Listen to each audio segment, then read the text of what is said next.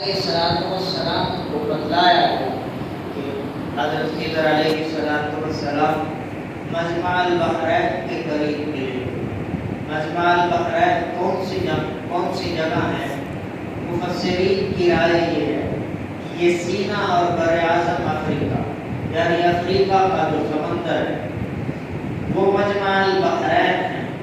اور بعض مفسرین کی رائے یہ ہے کہ دریائے دجلہ اور دریائے فرات یہ مجمع البحرین ہے جہاں پر دونوں سمندر ملتے۔ تو بتایا گیا کہ حضرت خضر علیہ السلام سے آپ اگر ملاقات کرنا چاہتے ہیں، اگر خضر علیہ السلام سے ملنا چاہتے ہیں، ان سے علم حاصل کرنا چاہتے ہیں، ان کی خدمت کرنا چاہتے ہیں، تو آپ کو مجمع البحرین جانا پڑے گا۔ موسیٰ علیہ السلام نے اپنے ایک شاگرد جن کا نام حضرت یوشع بن نون علیہ السلام ہے ان کو لیا، اور ان کو لینے کے بعد مجمع البحرین کی تلاش میں نکل گئے اور اپنے شاگرد حضرت یوشع بن نون علیہ السلام سے بیان کیا کہ جیسے ہی مجمع البحرین آئے کہ یہ مچھلی اپنا راستہ بنائے گی اور سمندر میں چلی جائے گی۔ موسیٰ علیہ السلام نے سفر شروع کیا، ساتھ ان کا خادم حضرت یوشع بن نون علیہ السلام دونوں سفر کرتے جا رہے۔ ایک جگہ موسیٰ علیہ السلام نے پڑاؤ ڈالا۔ حضرت یوشع بن نون علیہ السلام کی تھیلے سے مچھلی نکل کر سمندر میں چلی۔ مچھلی نے سرنگ بنائی اور پیروں کے ساتھ سمندر میں چلے گئے۔ قرآن کریم نے یہ واقعہ 1400 سال قبل بیان کیا، اور قرآن کریم نے یہ بتلایا کہ مچھلی سرنگ بھی بناتی ہے اور مچھلی پیدل بھی چلتی۔ آج جدید سائنس اس بات پر تحقیق کرتی ہے، اور تحقیق کے نتیجے میں یہ بات عوام الناس کو بتلاتی ہے کہ مچھلی سرنگ بھی بناتی ہے اور مچھلی پیدل بھی چلتی ہے، جیسا کہ موسیٰ علیہ السلام کی مچھلی۔ بہرحال مچھلی سمندر میں چلی۔ یوشع بن نون بھول گئے موسیٰ علیہ السلام کو بتانا۔ انہوں نے پھر سفر شروع کیا اور ایک رات مسلسل سفر کرنے کے بعد موسیٰ علیہ السلام کو صبح کے وقت تھکاوٹ ہونے کے بعد بھوک محسوس ہوئی۔ موسیٰ علیہ السلام نے ایک جگہ پڑاؤ ڈالا، اور پڑاؤ ڈالنے کے بعد حضرت یوشع بن نون علیہ السلام سے عرض کیا کہ لائیے مچھلی لے کر آئیے، مچھلی کو کھاتے۔ مچھلی کو مسالہ لگا ہوا تھا، مچھلی بھونی ہوئی تھی۔ جیسے ہی یوشع بن نون علیہ السلام سے موسیٰ علیہ السلام نے پوچھا کہ ناشتہ لے کر آؤ، کھانا لے کر آؤ، بھوک لگی ہوئی ہے، تو ان کو فوراً یاد آیا کہ مچھلی جو تھیلے سے نکل کر سمندر میں چلی گئی ہے اپنا رستہ بنا۔ موسیٰ علیہ السلام کو بتلایا تو موسیٰ علیہ السلام نے کہا کہ جس جگہ مچھلی پانی میں گئی ہے وہی جگہ اپنا اصل مقام ہے۔ موسیٰ علیہ السلام نے دوبارہ واپسی کا سفر شروع کیا، اور واپسی کا سفر کر کے جس جگہ مچھلی سمندر میں گئی تھی اس جگہ پہنچی۔ اس جگہ جا کر دیکھا کہ حضرت خضر علیہ السلام ایک کپڑا لے کر سو رہے ہیں۔ موسیٰ علیہ السلام نے حضرت خضر علیہ السلام کو اٹھایا۔ یہاں پر ایک اور بات سمجھنے کی ہے کہ خضر علیہ السلام کون تھے۔ خضر علیہ السلام کا اصل نام کیا تھا؟ خضر علیہ السلام کا اصل نام بلیہ تھا۔ ان کے والد کا نام ملکان تھا، اور ایک مفسر یہاں تک لکھتے ہیں کہ خضر علیہ السلام کا نام طالیہ بن القان بن عمر بن الفرقش اور بن سام بن نوح. حضرت خضر علیہ السلام کی کنیت ابو العباس ہے. حضرت خضر علیہ السلام کو حضرت خضر علیہ السلام کیوں کہا جاتا ہے؟ اس کی وجہ یہ ہے کہ خضر کا معنی سرسبز و شاداب. بخاری شریف کی ایک روایت نبی کریم صلی اللہ علیہ وسلم نے فرمایا کہ خضر کو خضر کہنے کی وجہ یہ، خضر کا عربی معنی یہ بنتا ہے سرسبز و شاداب. یہ حضرت ذوالقرنین علیہ السلام کے دور میں تھے. ذوالقرنین وہ شخصیت ہے کہ جس نے پوری دنیا پر حکومت کی. اس نے مشرق کا بھی سفر کیا اور مغرب کا بھی سفر کیا. قرآن کریم اس کے اسفار کو بھی بیان کرتا اور ذوالقرنین کی بادشاہت کو بھی بیان کرتا. جس وقت ذوالقرنین نے مشرق کا سفر کیا اس وقت بھی حضرت خضر علیہ السلام اس کے ساتھ تھے، اور جس وقت مغرب کا اس نے سفر کیا اس وقت بھی حضرت خضر علیہ السلام اس کے ساتھ تھے. اور ذوالقرنین کے زمانے میں اس کو حضرت خضر علیہ السلام کو وزیر جنگلات بنایا گیا. میں نے کہا بخاری شریف کی روایات میں آتا ہے کہ جس جگہ عبادت کیا کرتے تھے، جس جگہ پڑاؤ ڈالا کرتے تھے، اس جگہ اللہ سبزہ کر دے، وہ جگہ سرسبز و شاداب ہو جاتی تھی. اس لیے ان کو حضرت خضر علیہ السلام کہتے. پھر خضر علیہ السلام سے حضرت موسیٰ علیہ السلام نے ملاقات کے بعد اپنا تعارف کروایا. میں موسیٰ ہوں، اللہ کا نبی ہوں، مجھے بنی اسرائیل کی طرف اللہ نے مبعوث فرمایا. حضرت خضر علیہ السلام نے پہچان لی. پہچاننے کے بعد عرض کیا کس مقصد کے لیے حاضر ہو؟ میں نے آپ کا علم میں بڑا چرچا سنا، آپ کو علم میں بڑا کمال حاصل ہے، بڑی مہارت حاصل ہے. میں آپ سے علم حاصل کرنا چاہتا ہوں. میں آپ سے وہ علم حاصل کرنا چاہتا ہوں جو اللہ نے آپ کو سکھلایا، مجھے نہیں سکھلایا. حضرت خضر علیہ السلام نے فرمایا کہ آپ میرے ساتھ سفر نہیں کر سکتے، آپ میرا علم نہیں سیکھ سکتے. کیوں؟ کیونکہ نبی اس کو شریعت دی گئی ہوتی. نبی ایسا کام اپنی زندگی میں ہونے نہیں دیتا جو امور منکرہ میں سے ہو، امور ممنوعہ میں سے ہو. نبی کے سامنے امور ممنوعہ میں سے کوئی کام ہو یہ نبی سے برداشت نہیں ہوتا. حضرت موسیٰ علیہ السلام کو اور علم سے نوازا گیا تھا. حضرت خضر علیہ السلام کو اور علم سے نوازا گیا تھا. حضرت موسیٰ علیہ السلام کو ظاہری علم سے نوازا گیا تھا. حضرت خضر علیہ السلام کو علم باطنی سے نوازا گیا تھا. قرآن کریم کے اندر من لدنا علیم حکیم، اللہ نے ان کو علم لدنی عطا کیا تھا. علم لدنی کسے کہا جاتا؟ علم لدنی باطن کا علم، علم لدنی مکاشف کا علم ہے، علم لدنی بعدی علم ہے، علم لدنی تکوینی علم ہے، علم لدنی عطائی علم ہے. ہاں، امام غزالی رحمۃ اللہ علیہ علم لدنی کی تعریف یہ کرتے ہیں کہ علم لدنی ایسا علم ہے جس کے اندر نفس کو اور اللہ تعالیٰ کے درمیان کوئی چیز حائل نہیں ہو. وہ ڈائریکٹ اللہ تعالیٰ سے حاصل کیا جاتا ہے. دنیا کے اسباب اور ذرائع اختیار نہیں کرنا پڑتا، وہ اوپر سے اترتا ہے اور انسان کے دل میں سما جاتا ہے.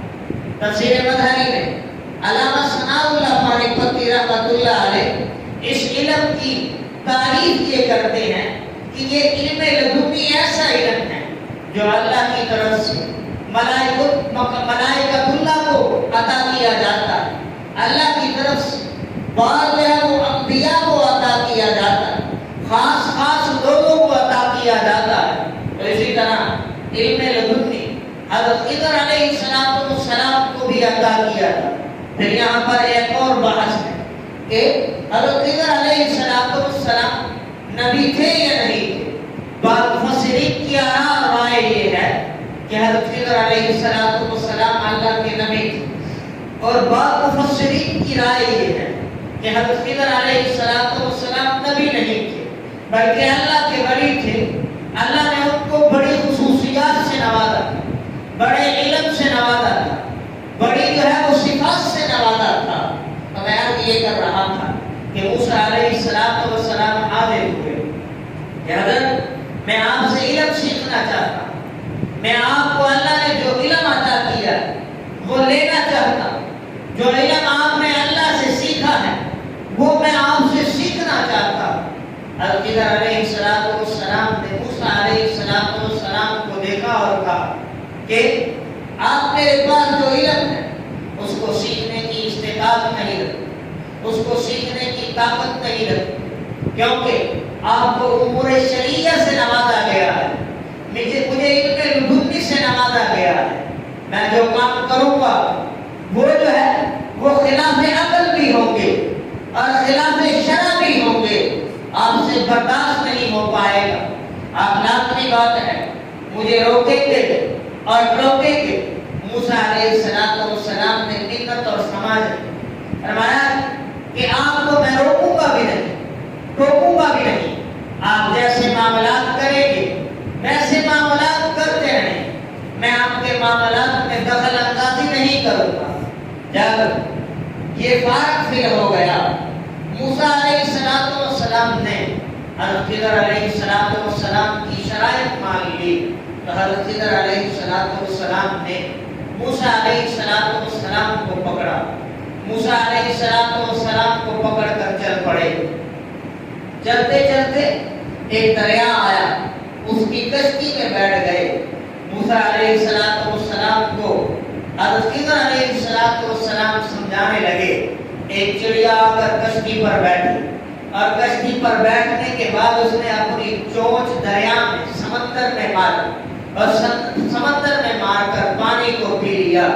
تو خضر علیہ السلام نے موسیٰ علیہ السلام کو سمجھایا کہ دیکھیں جس طرح یہ سمندر ہے، دریا ہے، ویسے ہی اللہ کا علم ہے۔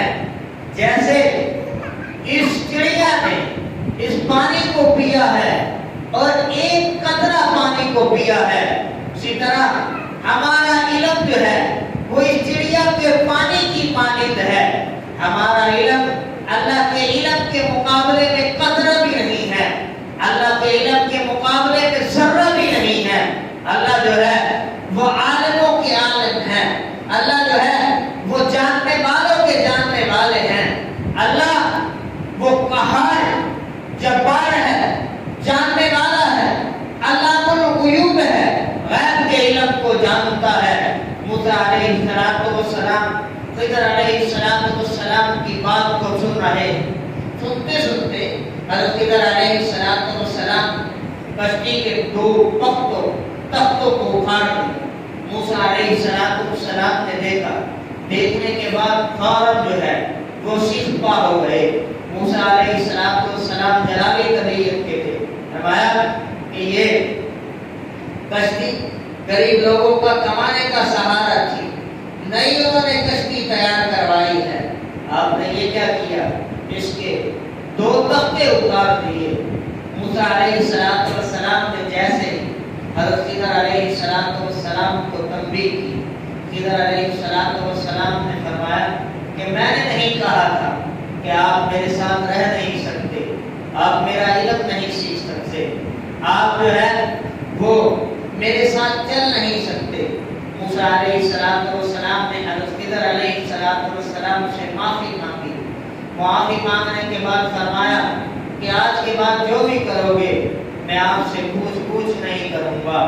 موسیٰ علیہ السلام اور خضر علیہ السلام آگے گئے، ایک بچہ کھیل رہا تھا، خضر علیہ السلام نے اس بچے کو پکڑا اور قتل کر دیا۔ موسیٰ علیہ السلام کو پھر غصہ آیا، کہنے لگے کہ تو نے چھوٹے بچے کو قتل کر دیا، چھوٹے بچے نے تیرا کیا بگاڑا تھا، چھوٹے بچے نے تیرے ساتھ کون سی زیادتی کی تھی، کون سا ایسا فعل کیا تھا جس کی وجہ سے تو نے اس کی گردن جو ہے وہ تن سے جدا کر دی۔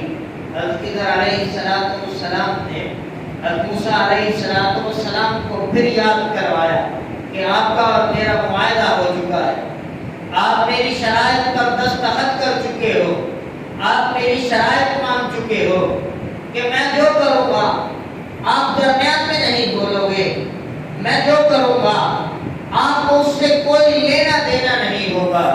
موسیٰ علیہ السلام نے پھر حضرت خضر علیہ السلام سے معافی مانگی، اور معافی مانگنے کے بعد فرمایا کہ اب جو آپ کرو گے میں کوئی آپ سے کلام نہیں کروں گا، حجت نہیں کروں گا، آپ سے جو ہے وضاحت نہیں طلب کروں گا۔ موسیٰ علیہ السلام اور خضر علیہ السلام ایک بستی میں چلتے ہوئے گئے، تھک گئے، نڈھال ہو گئے، بھوک لگی ہوئی تھی، بستی والوں سے کھانا مانگا، بستی والوں نے انکار کر دیا۔ قرآن کریم کہتا ہے خَابَوْا وَيُضَيِّفُوهُمَا، بستی والوں نے دونوں کو انکار کر دیا، دونوں کی مہمان نوازی نہیں کی۔ بستی میں ایک دیوار تھی جو دو یتیم لڑکوں کی تھی، ایک کا نام اشرام تھا اور دوسرے کا نام سلیم تھا۔ حضرت خضر علیہ السلام نے ہاتھ پھیرا، وہ دیوار اللہ کے حکم سے بالکل ٹھیک ہو گئی۔ موسیٰ علیہ السلام نے پھر عرض کیا کہ کیا تھا، ہم بھوکے تھے، ہم جو ہے وہ پیاس سے نڈھال تھے، بھوک نے ہمارے کلیجے کو پھاڑ دیا تھا، آپ یہ دیوار ٹھیک کرنے کی ان سے اجرت لے لیتے، ان سے کھانا لے لیتے، ان سے پینے کے لیے پانی مانگ لیتے۔ حضرت خضر علیہ السلام نے پھر ان کو یاد کروایا کہ آپ ایک دفعہ نہیں، دو دفعہ نہیں، بلکہ 3 دفعہ آپ میرا معاہدہ توڑ چکے ہیں، 3 دفعہ آپ نے میرے ساتھ کی ہوئی شرائط کو توڑا ہے، اب میں اور آپ ساتھ ساتھ چل نہیں سکتے۔ تیسرا جو واقعہ ہوا، یہ واقعہ بڑا عجیب و غریب تھا۔ یہ حجاج بن یوسف کے دور میں، جب حجاج بن یوسف نے قرآن کریم پر اعراب لگوائے تو ایک یہود کا وفد آیا اور آ کر کہنے لگا کہ آپ قرآن کریم پر اعراب لگا رہے ہیں، آپ اس طرح کیجئے کہ ہماری عزت اور لاج رکھ لیجئے، ہم فلاں بستی سے آئے ہیں، فلاں بستی کے ہم قاصد اور سفیر ہیں، آپ اس طرح کیجئے، آپ ایک کام کیجئے، آپ فَآبَوْا کی جگہ فَآتَوْا کر دیں۔ فَآبَوْا کا مطلب بنے گا کہ انکار کر دیا، فَآتَوْا کا مطلب یہ بنے گا کہ انہوں نے کھانا دے دیا۔ بس آپ بات کو تا کر دیں، ایک نقطے کو ہٹا دیں اور ایک نقطہ بڑھا کر باقی جگہ نیچے کی جگہ اوپر والی جگہ لگا دیں۔ حجاج بن یوسف نے کہا کہ صبر کرو، میں آپ کے معاملات پر غور و فکر کرتا ہوں۔ اندر گیا، تلوار لے کر آیا اور تلوار لا کر اس نے تمام کے تمام سفیروں کا سر قلم کر دیا۔ فرمایا تم مجھے قرآن کریم بدلنے کا کہتے ہو، قرآن کریم کی حفاظت کا ذمہ اللہ نے لیا ہے۔ تو میں نے عرض کیا، ان بستی والوں نے کہا فَآبَوْا، ہم ان دونوں کو انکار کرتے ہیں، ہم ان دونوں کو کھانا نہیں دیتے۔ اور حجاج بن یوسف کے پاس جو وفد آیا تھا وہ کہتا تھا کہ فَآبَوْا کی جگہ فَآتَوْا لگا دو، قرآن کریم جب تک پڑھا جائے گا قرآن پڑھنے والے کے کہتے ہوئے نظر آئیں گے۔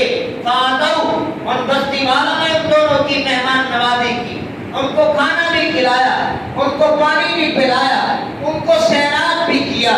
بہرحال حضرت خضر علیہ السلام اور حضرت موسیٰ علیہ السلام کا یہ سفر اختتام کو پہنچا۔ موسیٰ علیہ السلام نے خضر علیہ السلام سے اجازت چاہی۔ خضر علیہ السلام نے کہا کہ آپ کو اجازت ہے، لیکن میں نے اپنے جتنے بھی کارنامے سر انجام دیے ہیں ان تمام کی تعبیرات میں آپ کے سامنے رکھوں گا۔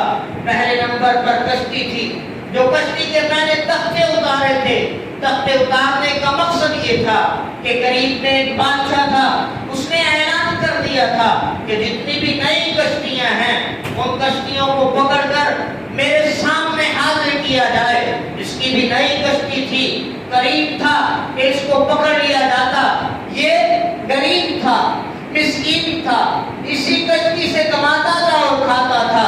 اگر میں اس کے 2 تختے نہ اتارتا تو بادشاہ کے کاریندے پہنچتے، اس کی کشتی کو ضبط کر لیتے، اس کی گاڑی کو ضبط کر لیتے، یہ بھوکا مرنا شروع ہو جاتا۔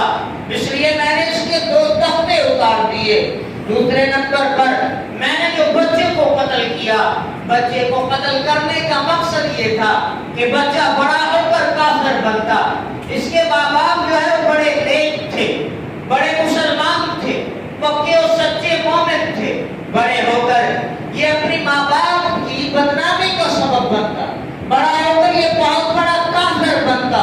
اس لیے اللہ نے حکم دیا، میں نے اس کو قتل کر دیا تاکہ یہ بڑے ہو کر اپنے ماں باپ کی، اپنے والدین کی بدنامی کا سبب نہ بڑھے، اپنے والدین کی عزت خاک میں نہ ملائے۔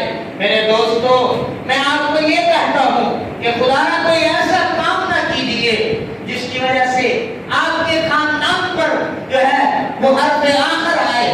آپ ایسا کوئی کام نہ کیجیے جس کی وجہ سے آپ کے والدین کو رسوا ہونا پڑے، آپ کے والدین محفلوں میں بیٹھ کر آپ کے گن گاتے نظر آئیں، آپ کے والدین رشتہ داروں میں بیٹھ کر آپ کی تعریفیں کرتے ہوئے نظر آئیں، آپ کے والدین جو ہے وہ دوستوں میں بیٹھ کر آپ کی بلند و بالا جو ہے وہ دعوے کرتے ہوئے نظر آئیں، لیکن حقیقت اس کے خلاف ہو، حقیقت جو ہے وہ کوئی اور ہو، آپ والدین کی بدنامی کا سبب بن جائیں، آپ والدین کی نظروں کو نیچے کرنے والا بن جائیں، آپ کے والدین کا نام ہو، مقام ہو، مرتبہ ہو، عزت ہو، آپ کے والدین کا جو ہے وہ کیا ہو، محلے میں ایک مقام اور عزت ہو، آپ کی وجہ سے وہ مقام بھی چلے جائے، عزت بھی چلی جائے، آپ کی وجہ سے وہ شہرت بھی چلی جائے، وہ بلندی بھی چلی جائے، وہ مرتبہ بھی ان کا خاک میں مل جائے، تو خدا نہ ایسا کام نہ کیجیے۔ تو میں نے عرض کیا، حضرت خضر علیہ السلام نے اس بچے کو قتل کر دیا۔ قتل کرنے کے بعد کہا کہ بچہ والدین کی بدنامی کا سبب بننا چاہتا تھا، یہ بچہ والدین کی بڑے ہو کر عزت خاک میں ملانا چاہتا تھا۔ اللہ نے مجھے حکم دیا، میں نے اس بچے کو قتل کر دیا۔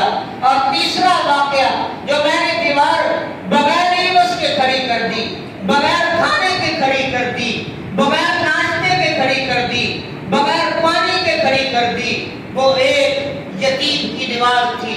وہ دونوں بھائی یتیم تھے، ان کے باپ نے ان کے لیے اس دیوار کے نیچے خزانہ چھپا رکھا تھا۔ قریب تھا اگر یہ دیوار گرتی خزانہ ظاہر ہو جاتا، جب خزانہ ظاہر ہو جاتا تو بستی والے ان کے خزانے کو لوٹ کر کھا لیتے۔ میں نے دیوار اس لیے سیدھی، میں نے دیوار اس لیے کھڑی کی کہ یہ جوان ہو جائیں، جوان ہو جانے کے بعد اپنی دیوار کو توڑیں اور زمین سے خزانے کو نکالیں اور خزانے کو نکال کر اپنے استعمال میں لے کر آئے۔ تو موسیٰ علیہ السلام کو خضر علیہ السلام نے اپنے تمام کاموں کی یہ تعویلات پیش کی کہ میں نے جو کام کیے ہیں، پہلے نمبر پر من جانب اللہ کیے ہیں، اللہ کے حکم کے ساتھ کیے ہیں، اور دوسرے نمبر پر یہ بظاہر غلط نظر آتے ہیں، لیکن میں نے جو ان کی تعویلات پیش کی ہے، جو میں نے ان کی تعبیرات پیش کی ہے، یہ بالکل ٹھیک ہیں۔ تو قرآن کریم نے حضرت موسیٰ علیہ السلام اور حضرت خضر علیہ السلام کا واقعہ کو بڑی تفصیل کے ساتھ سورہ کہف میں 15 اور 16 نمبر پارے میں تفصیل کے ساتھ بیان کیا ہے۔ بڑے افسوس کے ساتھ کہنا پڑتا ہے کہ ہمیں ان واقعات کا علم ہی نہیں ہے۔ ہم نے قرآن کریم جو ہے وہ پڑھنے کو ترجیح دی، قرآن کریم سمجھنے کو ترجیح نہیں دی۔ قرآن کریم آج بھی دعوت دیتا ہے کہ تم نے پڑھنا بھی ہے اور قرآن کریم کو ساتھ ساتھ سمجھنا بھی ہے۔ قرآن کریم کو جہاں پر پڑھنا ضروری ہے وہاں پر قرآن کریم کو سمجھنا بھی ضروری ہے۔ جہاں پر قرآن کریم کے الفاظ کی ادائیگی کو خوبصورت بنانا ضروری ہے وہاں پر قرآن کریم کا ترجمہ آنا بھی ضروری ہے۔ اس لیے میں آپ کو دعوت دیتا ہوں کہ آئیے قرآن کریم کو پڑھیے، قرآن کریم کو سیکھیے. قرآن کریم اگر کسی کو تجوید کے ساتھ نہیں آتا، تلفظ کے ساتھ پڑھنا نہیں آتا، تو قاری صاحب موجود ہیں، ہم موجود ہیں، ہمارے پاس آؤ. ایک دفعہ نہیں 10 دفعہ آؤ، انکار نہیں کیا جائے گا. اگر آپ نے قرآن کریم کے الفاظ کو سیکھنا ہے، قرآن کریم کے معنی کو سیکھنا ہے، قرآن کریم کی تفسیر کو سیکھنا ہے، قرآن کریم کے ترجموں کو سیکھنا ہے، تو پھر بھی آپ کو میں دعوت دیتا آؤ. آپ کو قرآن کریم کے الفاظ بھی سکھائے جائیں گے، قرآن کریم کے معنی بھی سکھائے جائیں گے، قرآن کریم کی تفسیر بھی سکھائی جائے گی، اور قرآن کریم میں جتنے واقعات بیان کیے ہیں، قرآن کریم کے وہ تمام کے تمام واقعات آپ کو بھی سکھائے جائیں گے اور آپ کے سامنے بیان کیے جائیں گے. اللہ پاک میرا اور آپ کا حامی و ناصر ہو، ہمیں حقیقی معنوں میں اسلام کا فہم نصیب فرمائے. وآخر دعوانا الحمدللہ رب العالمین.